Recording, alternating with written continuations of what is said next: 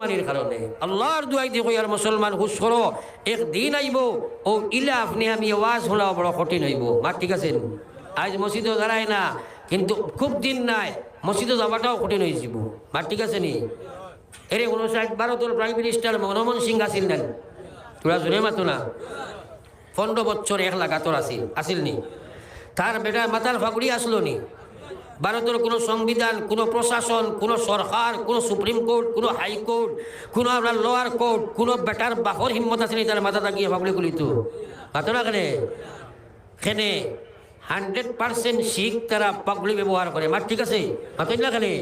সুতরাং কোনো মানুষের ধর্মত আঘাত করা কোনো সরকারের সাংবিধানিক আইন আছে নি? মাতো না কেনে? এটা সেকুলার স্টেট না নি? কিন্তু আমরার ধর্মত মানুষে আঘাত করে আমরার দোষে। মা ঠিক আছে নি? কারণ আমরা তকি পড়ে ফিন্দে 5% 95% নাই। এখন আপনি যদি কোনো কারণে আপনার এপ্লাই করুন, ডিপার্টমেন্টের অর্ডার হইব তকি খুলিয়া ফেলা, আপনি কইবা ধর্মস্থান থাপড় মারি কইব 99 গেনা দিলে হয় চুল খান থাকি ধর্ম হালা হইলে রে ভাই কইব না মাতো না কেন?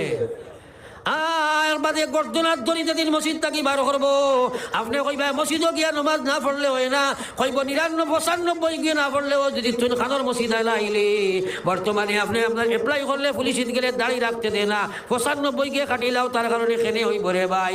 এর লাগি আল্লাহ কইছে ওয়ামা আসাবাতুকুম মিন মুসিবাতিন ফাবিমা কাসাবাত আইদিকুম ওয়া ইয়াফু আন কাসীর।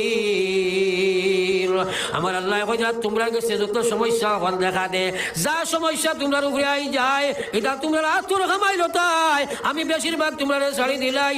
আজ বেনমাজির অভাব নাই, সুদ ঘুষ মদ গাঞ্জা জুয়া বেবিচারের অভাব নাই, প্রকাশ্য বেটিনতে আপনার বেপরদা বেহায়া হিংসা দেশে মুসলমানের বড়ি গেছে কি?